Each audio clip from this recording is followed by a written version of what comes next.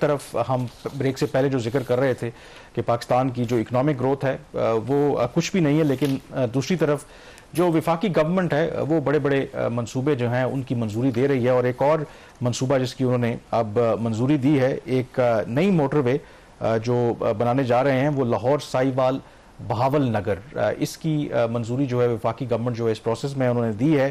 اور اس میں ایشو اب یہ آیا ہے کیونکہ کہا یہ جا رہا ہے کہ یہ جو وفاق کا پیسہ ہے اس کے پیسوں سے یہ جو موٹر وے پنجاب کے اندر بنے گی، جس پر جو سندھ ہے اس کو اعتراض ہے، کیونکہ سندھ کو اعتراض اس لیے ہے کیونکہ یہ بات اب طے ہے کہ جو خاص کر کے صوبائی نوعیت کے منصوبے ہوتے ہیں تو اس میں وفاق جو ہے وہ پیسہ اس طریقے سے خرچ نہیں کرتی، کیونکہ این ایف سی کے تحت ان کو پہلے ہی فنڈنگ پرووائڈ کر دی جاتی ہے.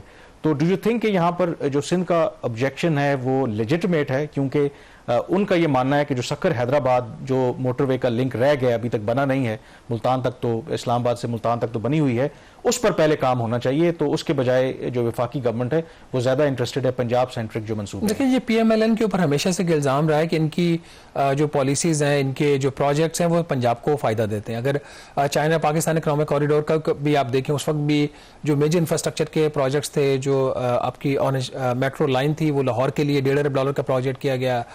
پھر ملتان سکھر جو موٹر وے ہے وہ بھی پنجاب کے اندر، تو زیادہ فوکس ان کا پنجاب کے اندر ہی رہا. ساہیوال پاور پلانٹ جو ہے سی پیک کے تحت وہ آپ نے ساہیوال میں لگا دیا. کوئلہ باہر سے امپورٹ ہو رہا ہے، امپورٹ کر کے آپ اس کو سی پورٹ سے آپ سینٹرل پنجاب میں جو ایک فرٹائل لینڈ ہے وہاں پہ آپ اس کو ٹرانسپورٹ کرتے ہیں. تو یہ ان کے اوپر جو ہمیشہ سے الزام رہا. اور پھر حکومت فیصلے بھی ایسے ہی کرتی ہے، پی ایم ایل این کی جب حکومت ہوتی ہے جسے لگتا ہے کہ یہ بات ٹھیک ہے.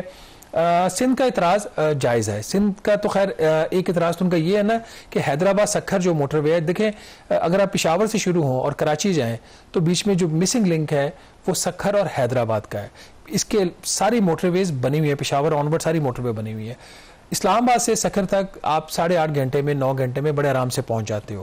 سکھر سے اگر آپ نے کراچی جانا ہو، حالانکہ اس کے اندر حیدرآباد اور کراچی کا موٹر وے کا ایک سیکشن بنا ہوا ہے، وہ اس طریقے سے ایک انٹرنیشنل سٹینڈرڈ کی موٹر وے تو نہیں، but still it's much in a much better position. تو تقریباً 5.5 سے 6.5 گھنٹے لگتے ہیں، وہ بھی اگر آپ انڈس ہائی وے اس میں استعمال کریں. سیکیورٹی ہیزرڈ بھی ہے، وہاں پہ وارداتیں بھی ہوتی ہیں. تو ہونا تو یہ چاہیے تھا کہ اگر پیسہ تھا جو کہ ہے ہی نہیں، تو یہ جو نیشنل ہائی وے ہے جو صرف اس لیے نہیں کہ وہ حیدرآباد یا سکھر ہے، وہ نیشنل ہائی وے کا جو آپ کا موٹر وے کا ایک جال بچھانا تھا، جو سابق وزیر اعظم نواز شریف صاحب کا یہ خواب تھا، تو اس کو پورا کرنا چاہیے تھا. اس طرف نہیں یہ گئے. انہوں نے اس کے اندر جو موٹر وے ایک نئی بنانے کا فیصلہ کر لیا جو لاہور سے شروع ہوگی اور لاہور رنگ روڈ سے لے کے اس کا پہلا سیکشن ہے رائے ونڈ کا، جو ان کا گڑھ ہے شریف فیملی کا، تو وہاں پہ اس کا پہلا سیکشن ہے. یہ منصوبہ جب executive committee of the national economic council میں گیا تو اس دن 15 منصوبے پیش ہوئے، جس میں 13 کی انہوں نے منظوری دے دی اور 1275 ارب روپے ٹوٹل کامران ان کی کاسٹ. اس میں زیادہ تر جو پروجیکٹس اس میں ریوائز تھی. یہ موٹر وے بھی پہلے ایک دفعہ اس کا فیصلہ، اس کی منظوری ہو چکی ہے. اس کی جو کاسٹ تھی 264 ارب روپیہ تھی، 264 ارب سے بڑھا کر اس کی کاسٹ ہو گئی ہے 436 ارب روپیہ، اور اس میں 65% انکریز ہے. اب اگر آپ اس کی جو ڈیٹیلز میں جائیں تو اس میں بھی آپ کو بہت ساری جگہوں پہ ایسی چیزیں نظر آ رہی ہیں کہ یہاں پہ کاسٹ کیسے بڑھ گئی. اگر آپ اس کا ورکنگ پیپر دیکھتے ہیں 295 کلومیٹر لمبی یہ موٹر وے ہے اور اس کی کاسٹ ہے 436 ارب روپیہ. حیدرآباد سکھر جو ہے 306 کلومیٹر ہے اور اس کی ایسٹیمیٹڈ کاسٹ کوئی 400 ارب روپے کے پاس ہے. تو اس کی طرف انہوں نے توجہ نہیں دی. انہوں نے کہا جی یہ والی ہم نے بنانی ہے. جب یہ ایکنک کا اجلاس ہوا تو سعید غنی جو ہے ان کے وزیر بلدیات ہیں غالباً سندھ حکومت کے، انہوں نے اس پہ اعتراض کیا کہ حیدرآباد سکھر آپ کمپلیٹ نہیں کر رہے اور اس کو آپ نے کیوں شروع کر دیا. تو ان کو میٹنگ میں پھر جو انہوں نے یہ کہا کہ جی نہیں، ابھی ہم صرف اس کے ایک سیکشن کی جو ہے منظوری دے رہے ہیں، ایک پیکج کی کمپلیٹ نہیں کر رہے. دوسرا ان کا اعتراض یہ ہے کہ آپ فنڈنگ نہیں کر سکتے اس کی. انہوں نے کہا جی ہم تو فنڈنگ کریں گے نہیں، ابھی تو ہم فنڈنگ ڈھونڈ رہے ہیں، ہم کسی ساؤتھ کورین کمپنی سے فنڈنگ لیں گے، ساؤتھ کوریا کی کوئی بینک ہے اس سے لیں گے. جبکہ جو ورکنگ پیپر تھا کامران اس پروجیکٹ کا جو ایکنک میں پیش ہوا، جس کی صدارت اسحاق ڈار صاحب نے کی ڈپٹی پرائم منسٹر میں صاحب نے، اس ورکنگ پیپر کے اندر لکھا ہوا ہے کہ 100% financing from the public sector development programme. تو جب یہ میں نے خبر کی تو اس کے اوپر ایک ریئیکشن آیا، سندھ نے بھی اعتراض کیا، سعید غنی صاحب کی مجھے بھی کال آئی. انہوں نے کہا جی انہوں نے کہا ہم نے منظور نہیں کیا.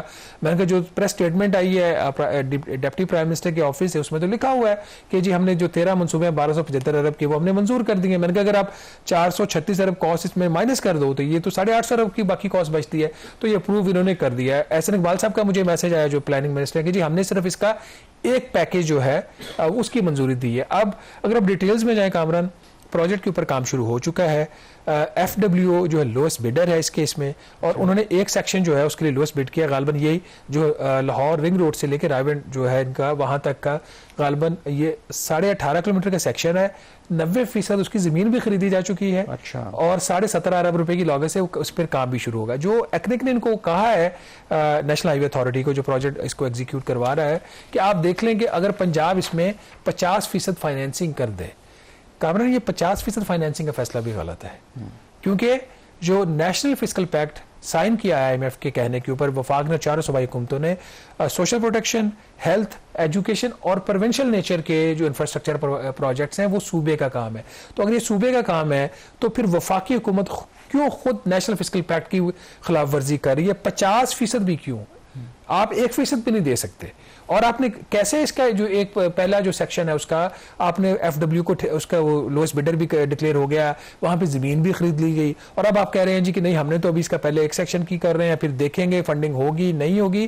ان پرنسپل یہ وفاقی حکومت کا غلط فیصلہ ہے, اور سندھ کے اس کے اوپر جو اعتراضات ہیں وہ بالکل ٹھیک ہے. اور دوسرا یہ ہے کہ ترجیحات کی اگر آپ بات کریں, بالکل آپ بات ٹھیک کہہ رہے ہیں کہ کوئی بھی اگر انفراسٹرکچر بہتر ہونا چاہیے, موٹر ویز, روڈز بننی چاہیے, لیکن اگر پنجاب میں یا کسی بھی صوبے میں بن رہی ہے تو بالکل کلیئر ہے پنجاب اگر اپنے پیسوں سے وہ بناتی ہے تو کسی کو کوئی اعتراض نہیں ہے. 1001 موٹر ویز بنے. دوسرا سکھر حیدرآباد کی اگر آپ بات کریں, بھلے وہ سندھ میں ضرور آتی ہے لیکن اس کی نیشنل امپورٹنس ہے, جو نارتھ ساؤتھ آپ کو وہ کنیکٹ کرتی ہے پوری. یہ آپ کا فائدہ صرف سندھ کو نہیں ہوگا بلکہ چاروں صوبوں کا آپ کہہ سکتے ہیں کہ اس کو فائدہ وہاں پہ جو امپورٹ ہو رہی ہے. بالکل, تو وہ اس کی زیادہ سگنیفیکنس ہے. اس کے اوپر اگر وفاقی گورنمنٹ پیسہ خرچ بھی کرتی ہے کیونکہ اس کا فائدہ پورے ملک کو ہو رہا ہے تو اس پہ ہونا چاہیے.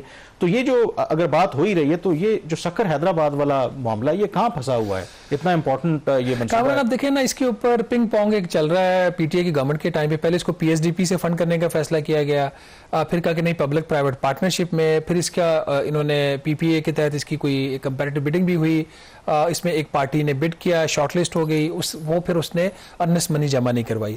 ابھی اس کے حوالے سے ہمارے پاس ایک بڑی سٹوری ہے, وہ بھی بتاتے ہیں ناظرین کو. اسی ہفتے شہریار سلطان جو چیئرمین NHA ہیں, انہوں نے سینٹ اسٹیٹک پلاننگ کو ایک بریفنگ دی تھی. اس میں انہوں نے کہا تھا کہ اب اس پروجیکٹ کی کنسٹرکشن کے لیے دو جو کنٹریز ہیں ان کے ساتھ بات چل رہی ہے, بلکہ ایک کنٹری اور ایک ہے اسلامک ڈیولپمنٹ بینک. IDB کو انہوں نے پروجیکٹ پچ کیا ہے اور اس کو 5 ٹکڑوں میں تقسیم کیا ہے اس پروجیکٹ کو.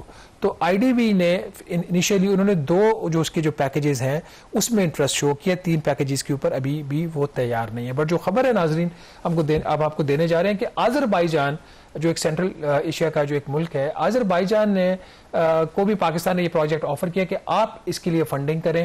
تو آذربائیجان نے حکومت پاکستان کو 2 آپشن دیے ہیں. انہوں نے کہا ایک آپشن تو انہوں نے یہ دی ہے کہ ہم $1 ارب جو ہے وہ اسٹیٹ بینک آف پاکستان میں ڈپازٹ کروا دیتے ہیں, اور پھر حکومت خود وہ وہاں سے اسٹیٹ بینک آف پاکستان سے لے کر نیشنل ہائی وے اتھارٹی کو آگے ری لینڈ کر دے.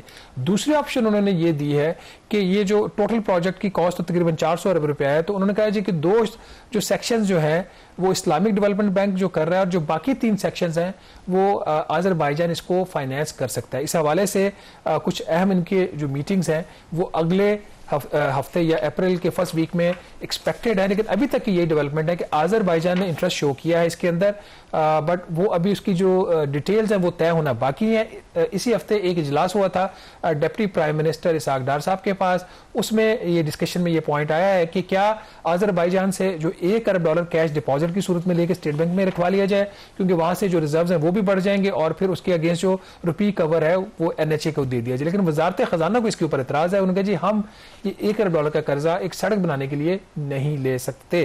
ابھی حتمی فیصلہ اس پہ تو ہوا نہیں ہے, یہ ایشو اوپن ہے, لیکن سوال یہی ہے کہ کب تک اس قسم کے جو پروجیکٹس ہیں, جس طرح پنجاب کے اندر نئی موٹر وے بنانے کا فیصلہ کیا گیا, کب تک اس طرح کے پروجیکٹ شروع کر کے جو ہے قومی خزانے کے اوپر بوجھ ڈالا جائے گا, جبکہ پنجاب جو سب سے بڑا صوبہ ہے اور جس کو آبادی کی وجہ سے سب سے زیادہ حصہ ملتا ہے وفاقی محصولات میں سے, وہ اپنے پیسوں سے کیوں یہ خرچ نہیں کرتا؟ کب تک جو ایک اسپیسیفک ایک پروونس اسپیسیفک جو سیاست ہے وہ ٹیکس پیئرز کے منی سے اور فیڈرل گورنمنٹ کی کٹی سے ہوتی رہے گی؟ میرا خیال اس کو اب بند کرنے کی ضرورت ہے. ادروائز جو پاکستان کے جو حالات ہیں وہ اتنے اچھے نہیں ہے کہ اس قسم کے بڑے منصوبے شروع کیے جا سکیں. یہاں پہ چھوٹی سی بریک لیں گے اور بریک کے بعد جب واپس آئیں گے تو بات کریں گے FBI کی کارکردگی کی. Stay with us.